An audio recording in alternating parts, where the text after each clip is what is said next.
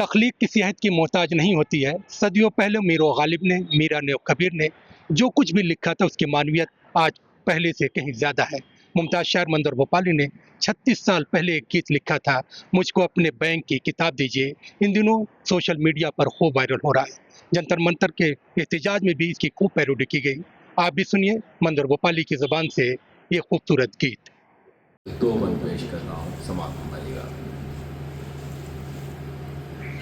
मुझको अपने बैंक की किताब दीजिए, देश की तबाही का हिसाब दीजिए। मुझको अपने बैंक की किताब दीजिए, देश की तबाही का हिसाब दीजिए।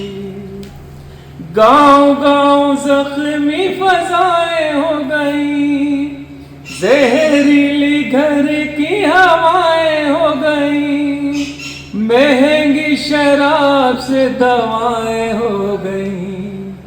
दीजिए आवाम को जवाब दीजिए, देश की तबाही का हिसाब दीजिए। बंदे के राहतों के नाम पे कमाई कीजिए, जेबें आवाम की सफाई कीजिए, लूट के गरीबों को भलाई कीजिए।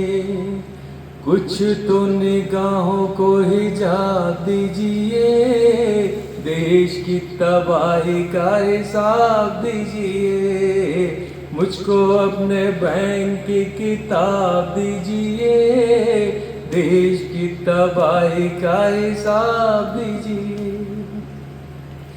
कैसी कैसी देखो योजनाएं खा गए, बेच कर ये अपनी आत्माएं खा गए, मार के मरीजों को दवाएं खा गए।